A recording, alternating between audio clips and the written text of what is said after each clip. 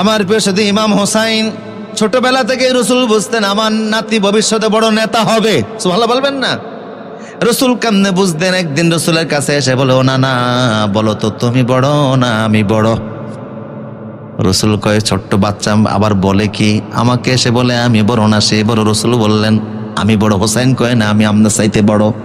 রসুল বললেন না না ভাই, ছোট্ট মানুষ, তুমি আমার চাইতে বড়, এটা বুঝলে কেমনে?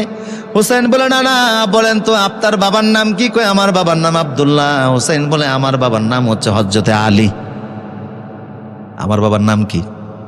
রসুল বলতেন, ও আলী শুনে রাখো, জান্নাতে আমার বাড়ি যেখানে হবে তোমার বাড়িটা আমার বাড়ির সামনে থাকবে।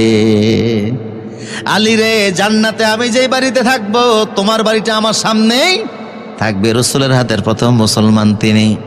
ছোটদের মধ্যে তিনি সর্বপ্রথম কালেমা কবুল করে রসুলের সঙ্গে নামাজ পড়তেন। সুবহানাল্লাহ বলবেন না? আমার বাবা আলী, আপনি বলতেন না মাদিনাতুল ইলমু আলিয়ুন বাবুহা, আমি হলাল ইলমের শহর, ওই শহরে প্রবেশের দরজা হচ্ছে আমার আলী।